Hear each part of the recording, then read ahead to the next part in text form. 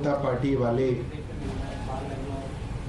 खुद ही चीख चीख के बता रहे हैं कि अब वो लोग आम आदमी पार्टी के राष्ट्रीय अध्यक्ष और दिल्ली के लोकप्रिय मुख्यमंत्री अरविंद केजरीवाल जी को गिरफ्तार करेंगे। जब से आम आदमी पार्टी बनी है, भारतीय जनता पार्टी आम आदमी पार्टी से परेशान है। जब जब आम आदमी पार्टी को खत्म करने की कोशिश की है, आम आदमी पार्टी और मजबूत और ताकतवर होकर दोबारा से बाहर निकली है। हर तरफ से खबर आ रही है कि 2 नवंबर को जब अरविंद केजरीवाल को बुलाएंगे तो ईडी उनको भी अरेस्ट करके जेल में डाल देगी। आज भारतीय जनता पार्टी और प्रधानमंत्री नरेंद्र मोदी जी आम आदमी पार्टी को खत्म करना चाहते हैं। यही कारण है कि एक के बाद एक झूठे केस बनाकर झूठे आरोप लगाकर आम आदमी पार्टी के नेताओं को गिरफ्तार किया जा रहा है और जेल में डाला जा रहा है। देखिए, इसमें कोई बहुत आश्चर्य की बात नहीं है। जिस तरीके से भारतीय जनता पार्टी षड्यंत्र करके ये पूरी प्रक्रिया को अंजाम दे रही थी, ये इनका उद्देश्य बड़ा स्पष्ट है। किसी भी तरीके से ये अरविंद केजरीवाल को फंसाना चाहते हैं, किसी भी तरीके से अरविंद केजरीवाल जी को राजनीतिक रूप से ये खत्म करना चाहते हैं।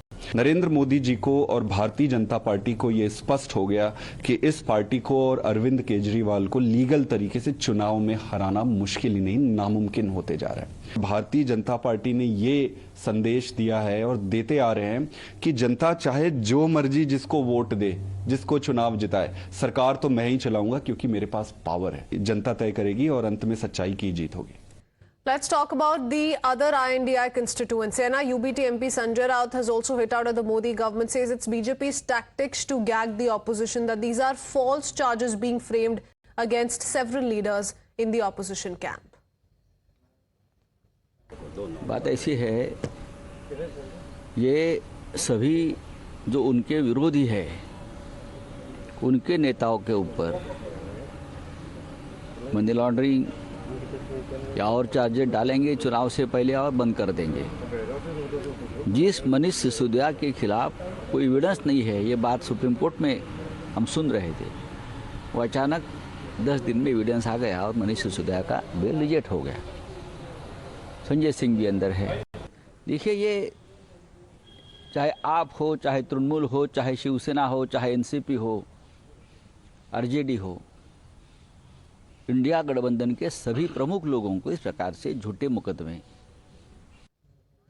Well, the BJP continues to sharpen its attack on Arvind Kejriwal, and the Aam Aadmi Party says there are several ministers of the AAP inside jail and the chief minister is the one who must break his silence and answer direct questions. Mr. Arvind Kejriwal is the leader of the Aam Aadmi Party. It is his government in Delhi. It is under his watch, and his ministers went ahead and took decisions with regard to what is now seen as the excise scam and the liquor scam of Delhi, where procedure was not followed, where money seems to have exchanged hands, if the investigation is pointing towards that. His 2 ministers continue to be in jail. They are being denied bail.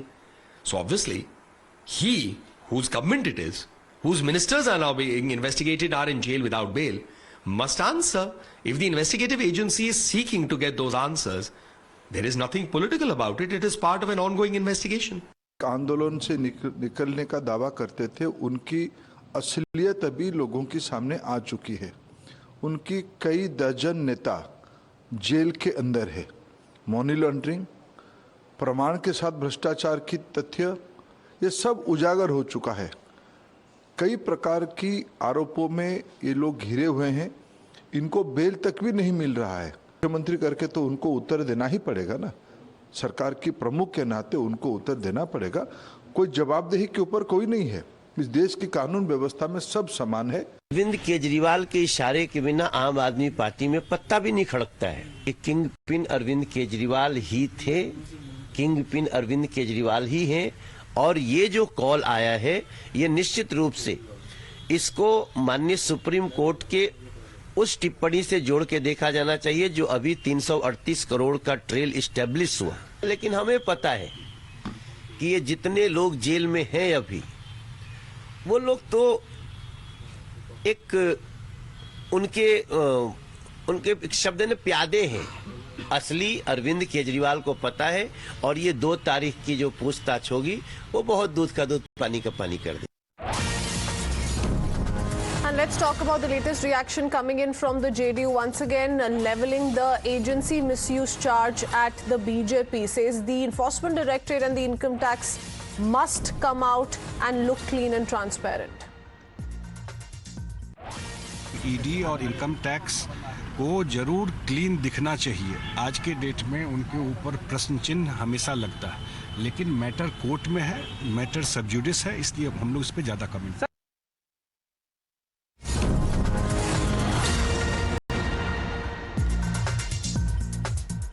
Well, we have a reaction from BJP MP Ravi Shankar Prasad as well, who says that the Aam Aadmi Party is neck deep in corruption and hence will have to face the heat of the agencies.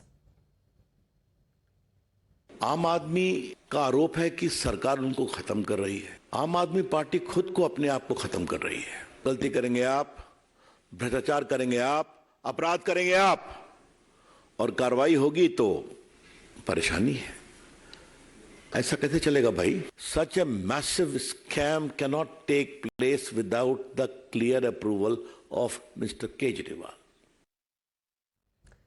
All right, so you heard it from Ravi Shankar Prasad, who is demanding certain answers from Arvind Kejriwal, who's been summoned by the Enforcement Directorate. And while the Aam Aadmi Party continues to say that agencies are being misused by the BJP says that the Aam Aadmi Party is neck deep in corruption, and there's some answering that Arvind Kejriwal also has to do.